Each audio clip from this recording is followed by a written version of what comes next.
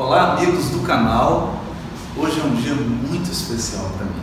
Estou aqui em Natal participando da primeira conferência espírita promovida pela Federação Espírita do Rio Grande do Norte.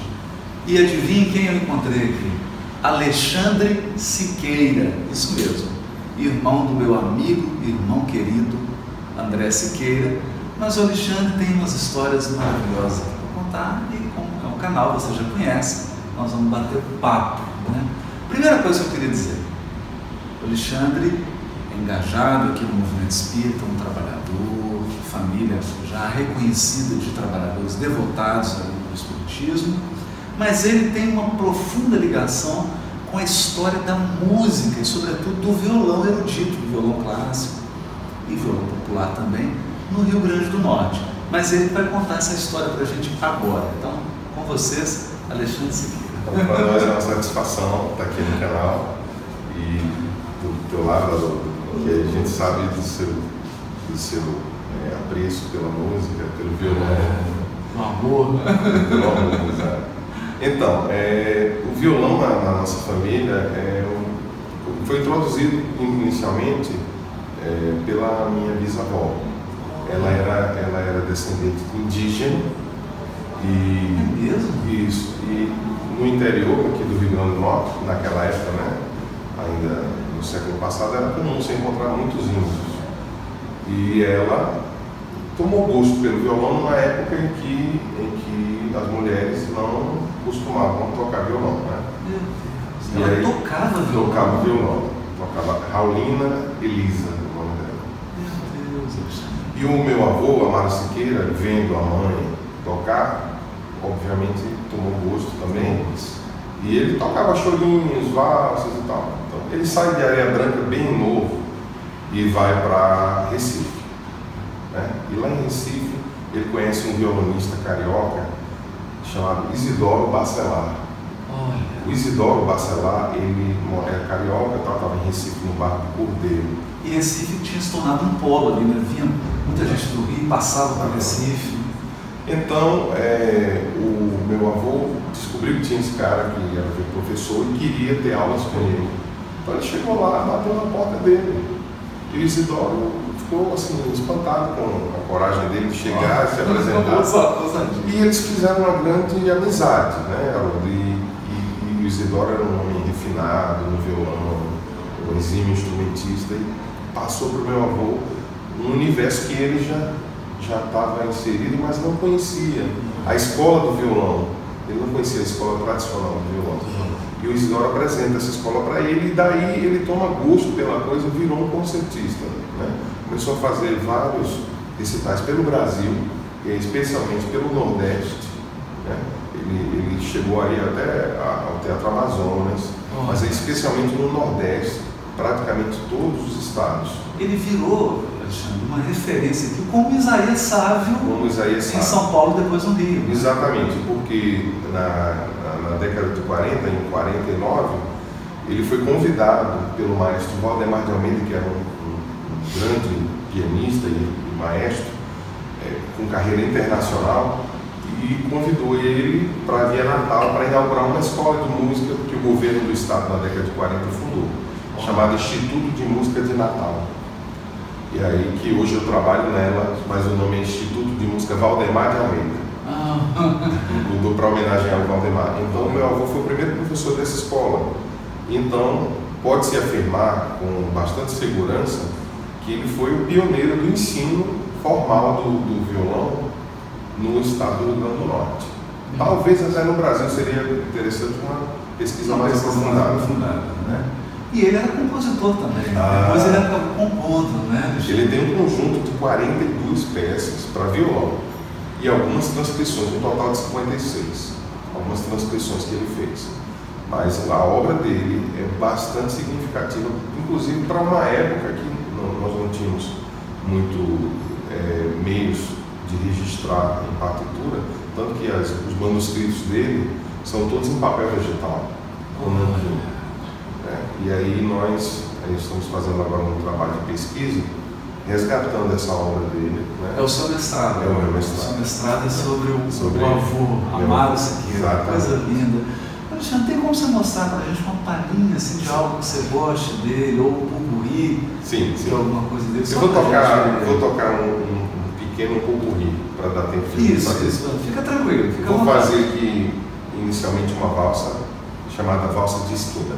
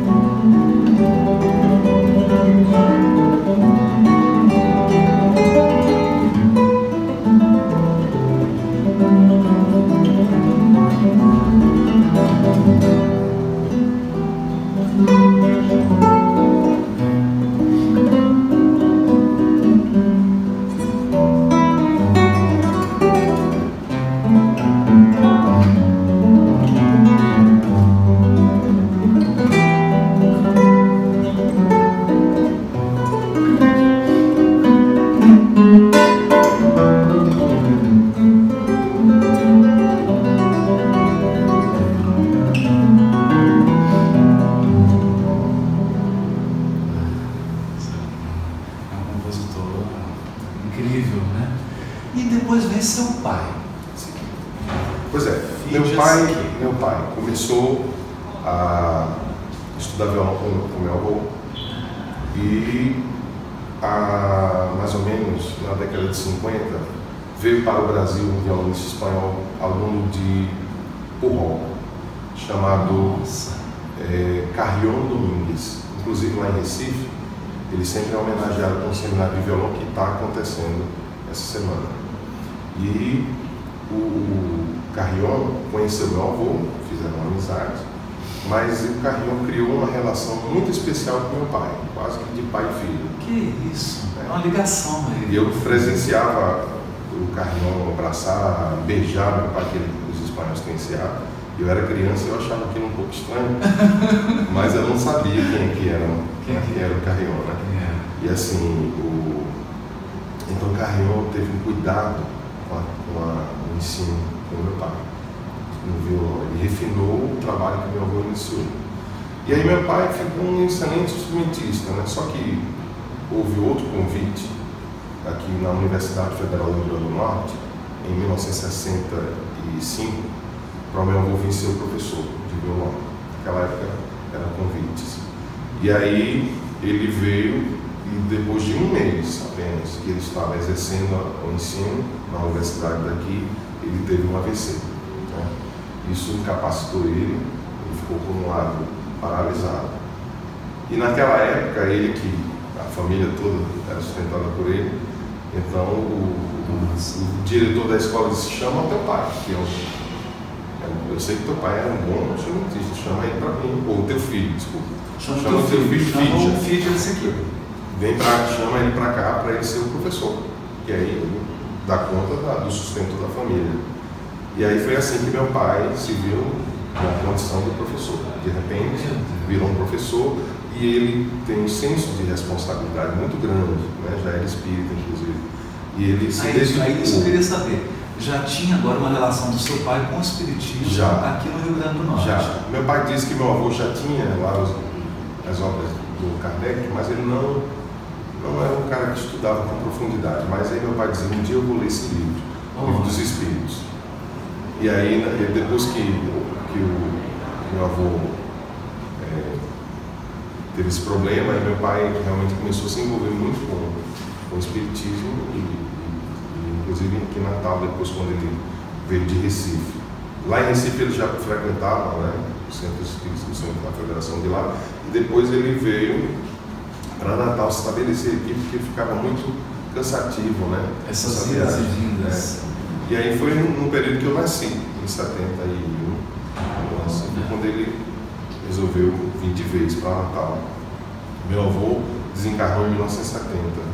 Eu estava ainda na barriga da minha mãe, eu e meu irmão, que eu sou gêmeo. Tem uma outra criatura. Tem um outro. Que não toca. Que não toca.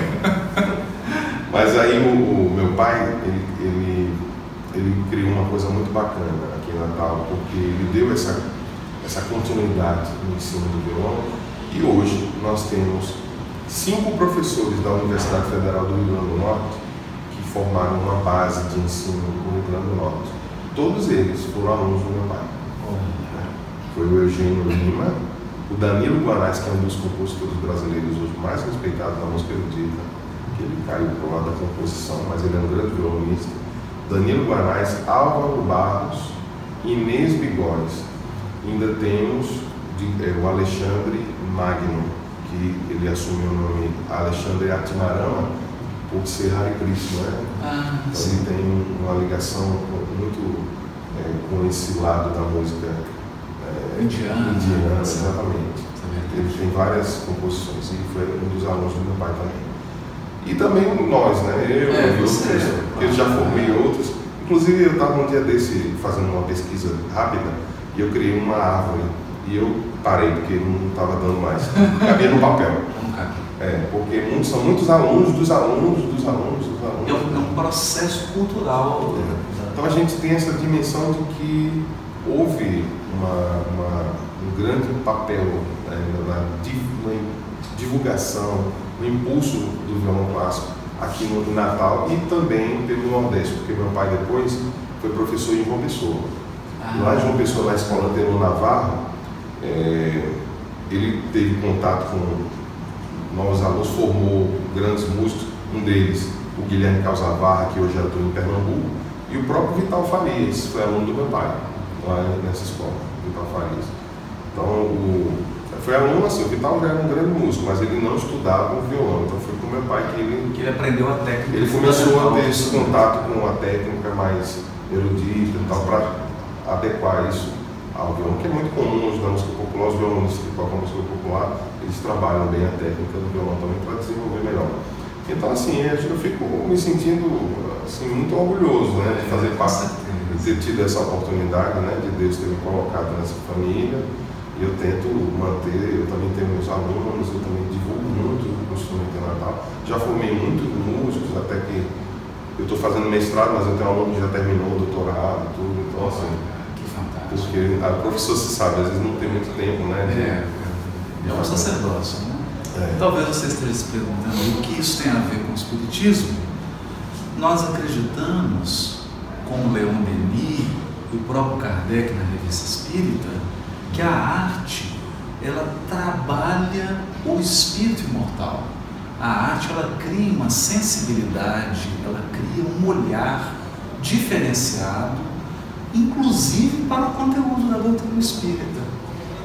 E é isso que eu queria que você falasse, tipo assim, na sua experiência de professor, lidar com o violão, com a música, o que isso afetou na sua relação com o espiritismo, com o movimento espírita? Eu, durante todo o processo de ensino de violão que eu venho exercendo desde 1988, eu percebo que os meus alunos, primeiramente a gente cria uma relação muito próxima, né? É uma relação com o aluno, com o aluno, não é aquela coisa só de professor e aluno com aquela vitrine.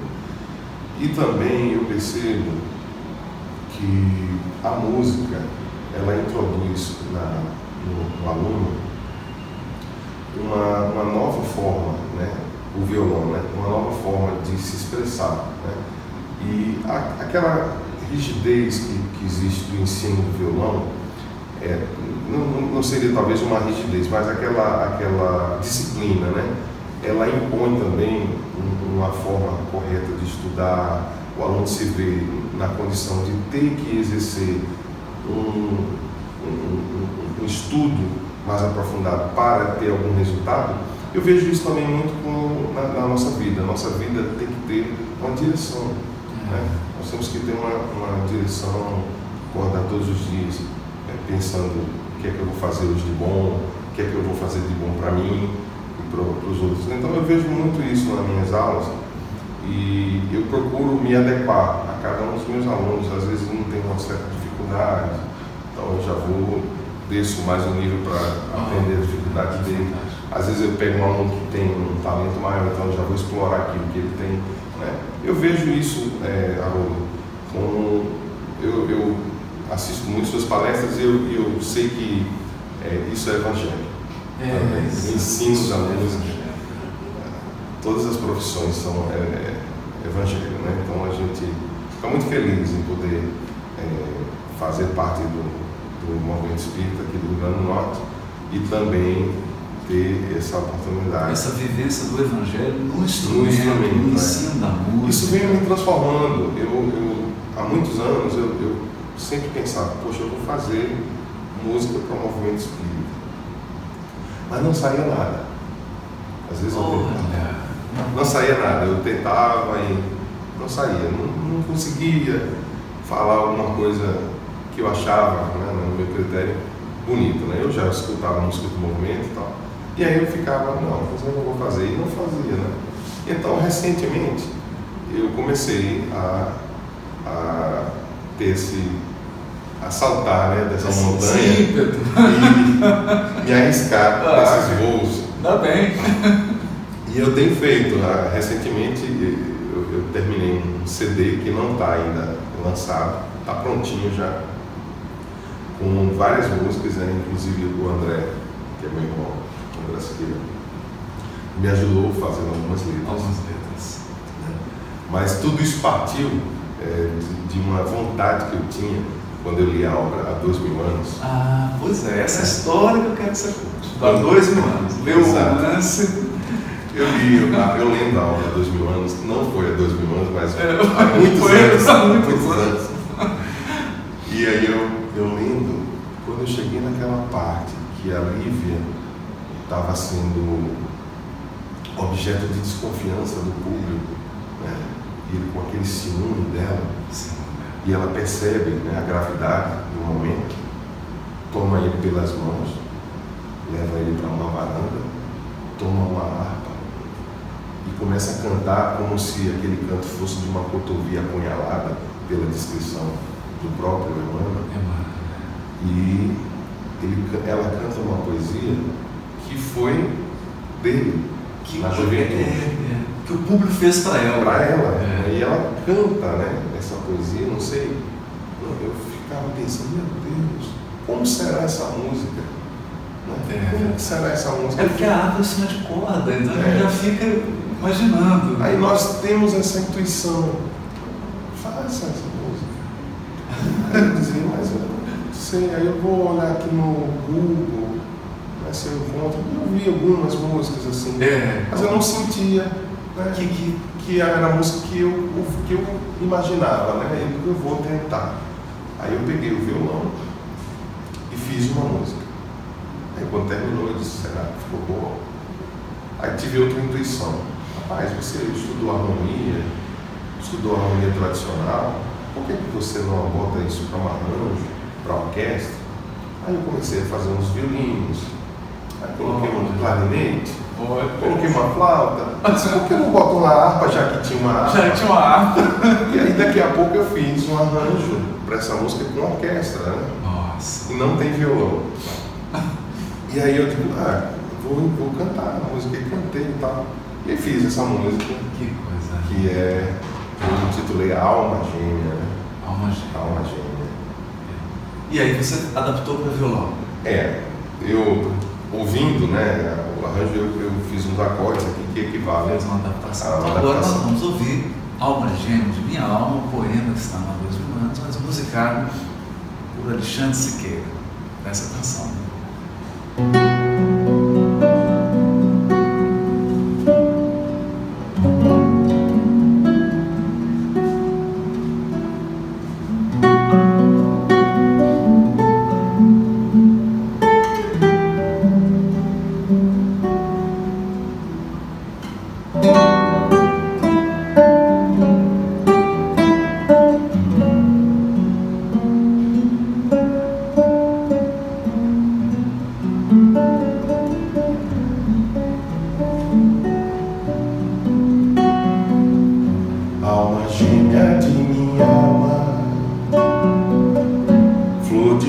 da minha vida, sublime estrela caída das belezas da vida.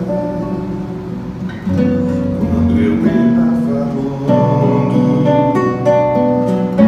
triste só no meu caminho, chegaste devagarinho, encheste meu coração, vinhas na benção das flores, na divina claridade, tecer minha felicidade em sorrisos de esplendor. És meu tesouro infinito, juro-te eterna aliança, porque sou tua esperança, como és todo meu amor, alma gêmea de minha alma. Se eu te perder algum dia, serei sua escolha comigo, da saudade nos seus véus.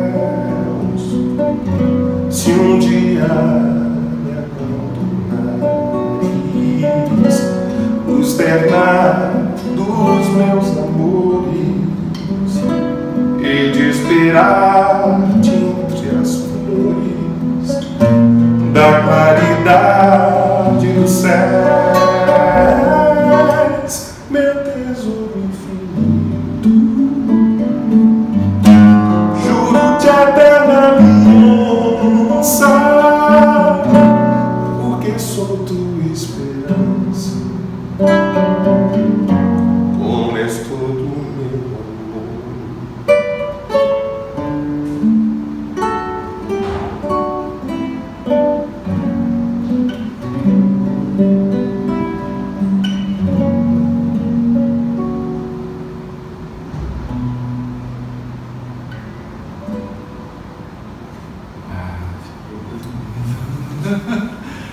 Agora tem que compor mais hoje. Tem que compor mais. Estamos trabalhando, fazendo cheio de ideias, precisa só organizar. Porque a gente trazer essa qualidade do estudo sério para a arte, com esse conteúdo espírita, a arte inspirada no espiritismo, mas com uma técnica estabelecida, requer uma estudo. Qualidade, requer estudo. Como é que a gente diz assim? Ah, você é espírita. Tá.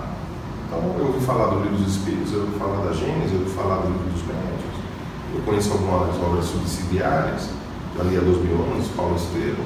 Eu sou espírita, mas eu não vou me aprofundar nisso. Será que eu já posso fazer uma palestra? Será que eu posso, com propriedade, falar sobre algum assunto? Eu vejo isso na música também, né?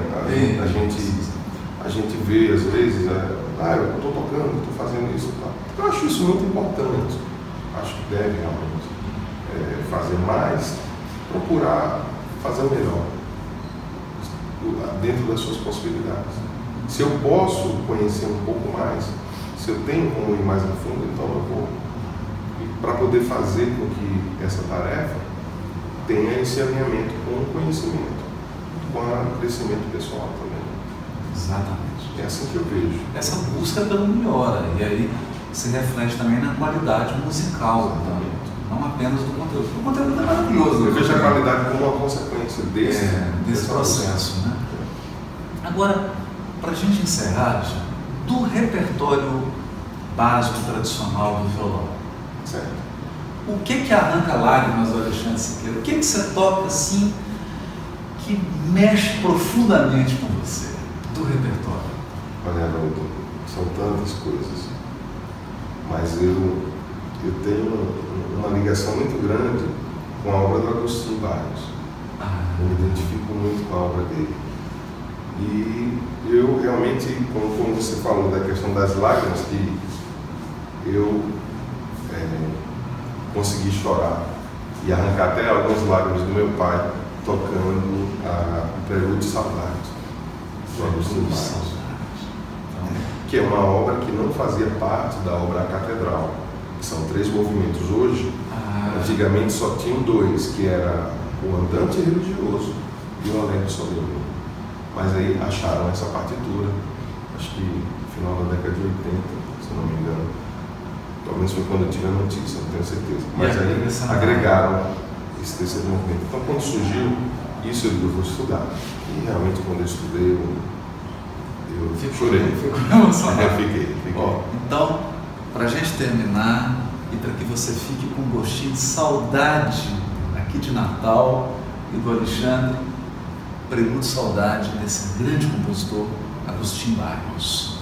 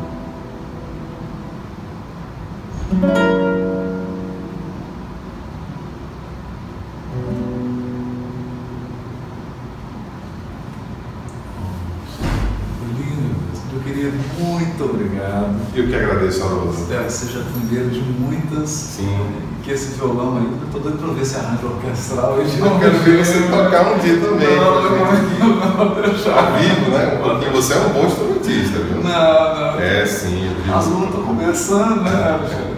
Chega um dia. Já tem talento. Daqui a alguns anos. Um abraço a todos. Tchau, gente. Obrigado.